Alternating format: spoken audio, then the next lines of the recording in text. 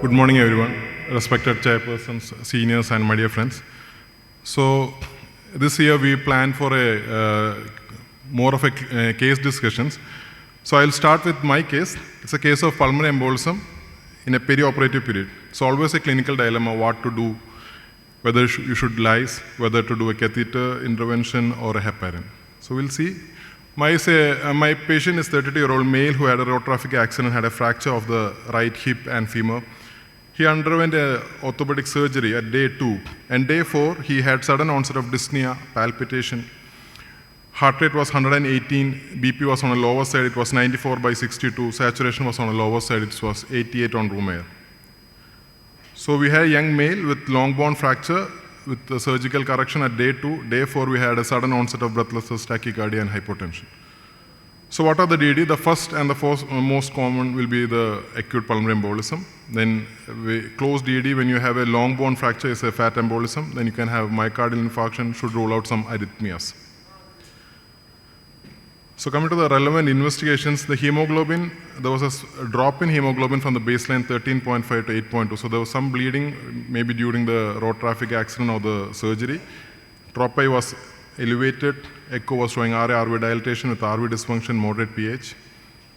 So for the definitive diagnosis, CT pulmonary angiogram was done, which showed a large bilateral pulmonary embolism involving the proximal pulmonary artery.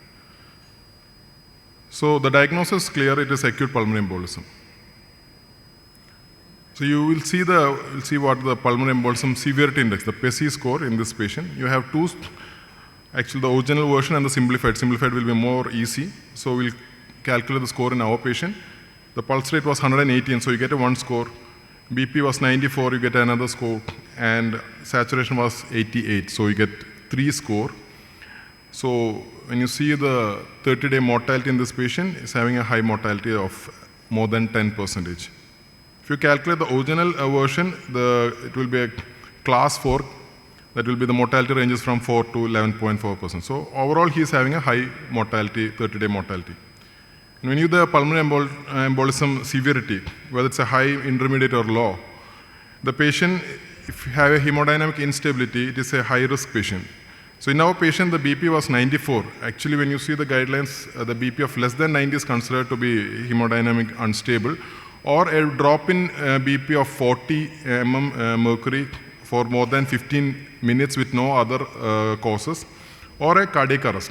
But in our patient, I would consider him as hemodynamically unstable because a young male with a BP of 94, it definitely shows BP is on the lower side. His PESI score was high, he had a RV dysfunction and elevated troponins. So we have a hemodynamically unstable patient, high PESI score, tropi positive, RV dysfunction, and CT pulmonary angio showing bilateral pulmonary embolism involving the proximal pulmonary arteries. So high-risk pulmonary embolism patient. So when you see the guidelines, systemic thrombolysis is a class 1 indication for high-risk pulmonary embolism patient. But when you see there's a contraindication, here comes the dilemma. Because a patient having a major trauma 4 days back and a surgery 2 days back, it's an absolute contraindication for a systemic thrombolysis. So high-risk pulmonary embolism you have, but contraindicated for systemic thrombolysis. What are the other options?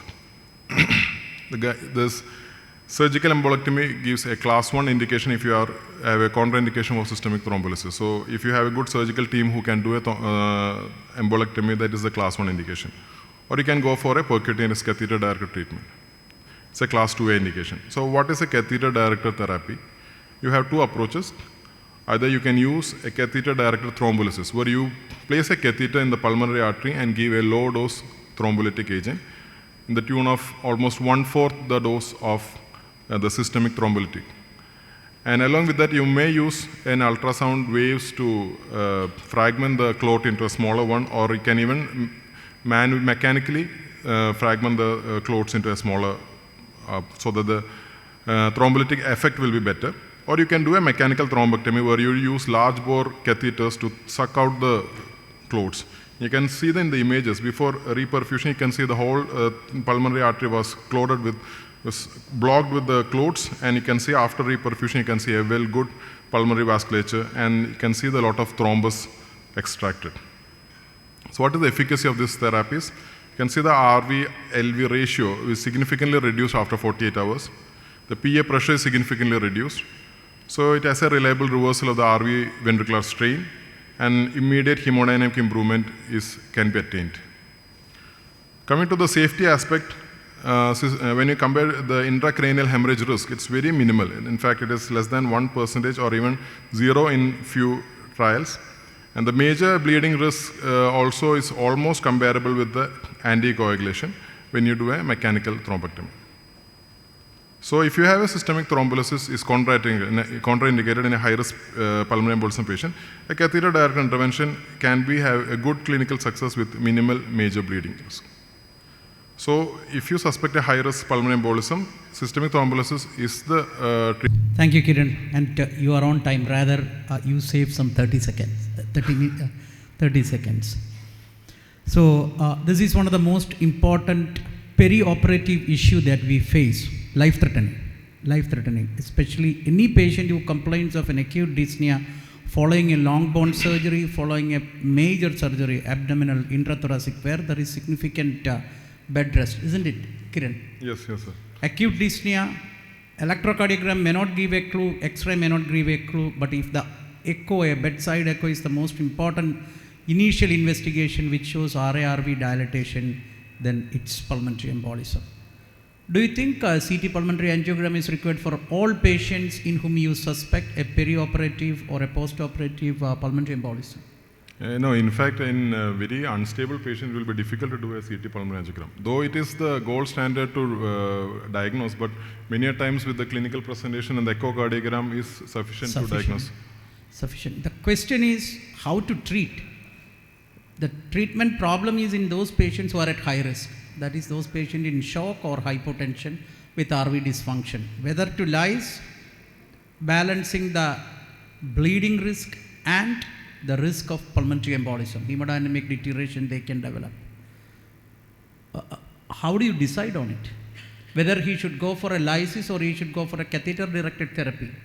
Lysis, in fact, if the bleeding risk is very high, like it's a major surgery, it will be difficult to do a lysis. And you have few studies where they have used a low-dose thrombolytic therapy in such patients, very high bleeding risk patients. But you don't have a major studies to support that.